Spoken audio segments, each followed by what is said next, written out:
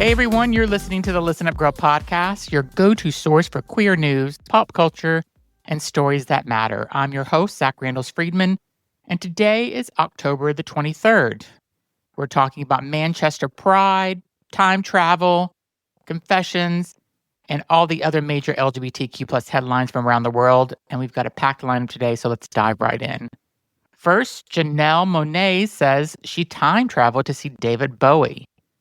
Janelle Monáe has officially added time travel to her impressive list of superpowers, right next to her gender-bending artistry, activism, and style icon status.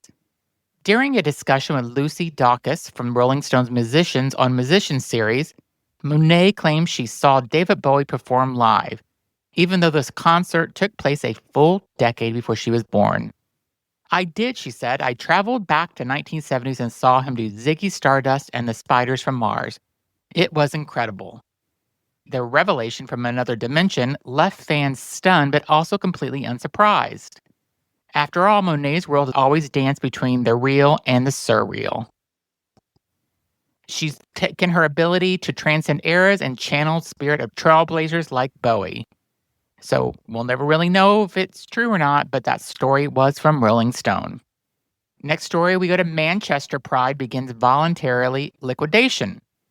Sad news out of the UK, Manchester Pride, one of the most celebrated LGBTQ plus festivals in Europe, has announced it's entering into voluntary liquidation. In a statement shared to Instagram, the event board of trustees said the decision was made with enormous sadness, citing financial struggles and growing uncertainty about the organization's future. The charity had already confirmed last week it was working with legal and financial advisors to determine the best way forward. However, the pressure intensified following reports from several artists who performed at this year's August Bank Holiday weekend, raising concerns over delayed payments. Manchester Pride has been a cornerstone of queer celebration and activism since its founding in 2003. From massive parades to community grants and HIV support programs, its impact on Northern England's LGBTQ life has been profound. The loss of Manchester Pride represents more than just the end of a festival. It's a cultural and emotional hit to the queer community, many whom have grown up attending or volunteering at. Supporters are now calling on the city to find a way forward to preserve the legacy and ensure that Pride in all its colors and defiance continues. So I will keep you updated if I get any more news if Manchester Pride does continue. Let's hope it does. This next story is celebrating ACE Awareness Week. This week marks ACE Awareness Week, a time dedicated to celebrating asexuality and increasing the understanding of the A in LGBTQIA+. According to a 2021 UK census, roughly 28,000 people in England and Wales, that's about 0.06% of the population, identify as asexual. In the US, it's estimated that 1% of all residents do. Asexual or ace refers to people who experience little or no sexual attraction to others. But it's not one size fits all. Asexuality exists on a broad spectrum. Some ace individuals enjoy romantic relationships, others may prefer none at all. What unites them is the freedom to define love and intimacy on their own terms.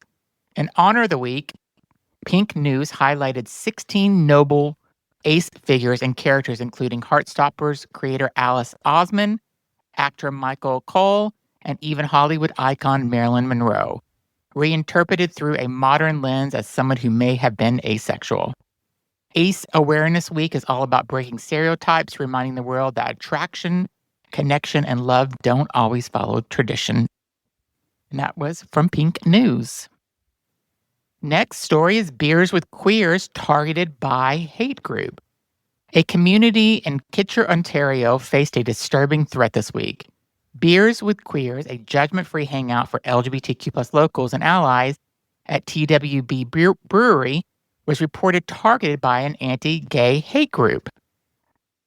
Amanda, the brewery's co-owner, told reporters that Waterloo Regional Police Service reached out ahead of the event with a warning. They said they received information that a hate group was planning to target an LGBTQ plus gathering in the area. If they showed up, we were told to lock the doors, call 911, and help would be there immediately. Despite the tension, the event went forward safely and community rallied in solidarity. For many attendees, showing up was an act of quiet resistance, a reminder that love and unity still conquer fear and hate. And that was reported by CBC News.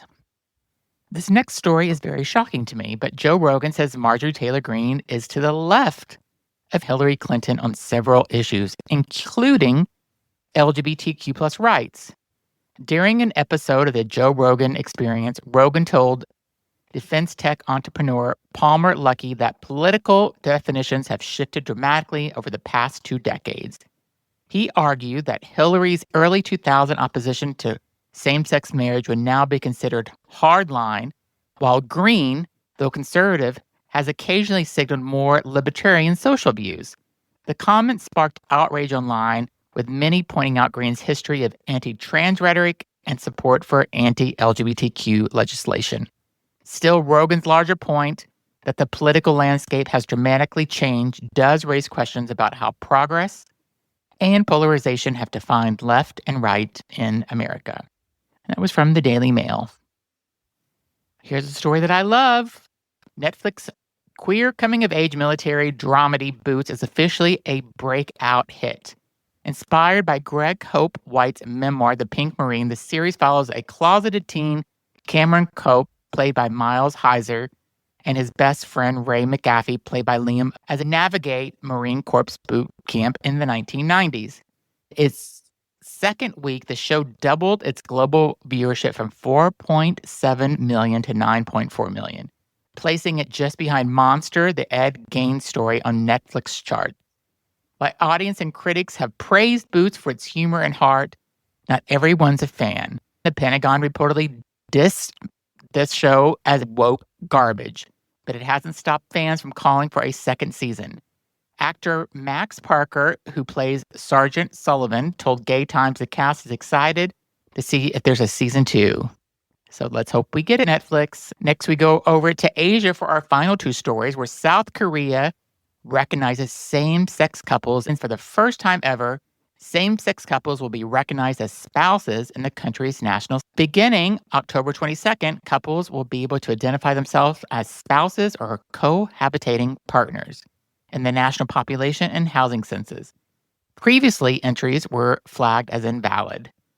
The Ministry of Data and Statistics confirmed the change, describing it as a step towards inclusivity and visibility. Rainbow Action Korea, a coalition of 49 LGBTQIA+ organizations, called the move historic, saying it's the first time sex couples are officially counted in national data. While the change doesn't yet grant legal rights like marriage or adoption, activists see it as a foundation for future progress. Representation in data, they say, is the first step towards representation in law.